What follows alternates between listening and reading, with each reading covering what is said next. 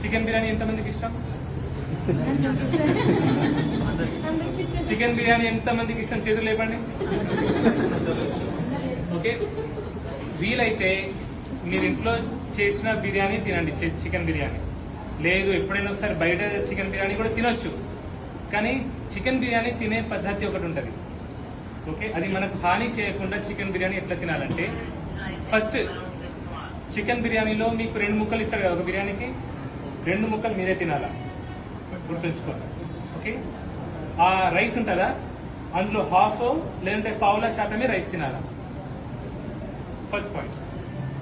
Second point, ఆ 2 ముక్కలలో first ఒక ముక్క తినేసేయండి, ఫస్ట్ ఒక పీస్ తినేసేయండి. లేదు నేను 2 ముక్కలు తినలేను, ఒకటే ముక్క తింటా అంటే సరే, ఒకే ముక్కలో ఫస్ట్ హాఫ్ ముక్క తినేసేయండి, బట్టిగా ముక్కనే తినాలా ఫస్ట్.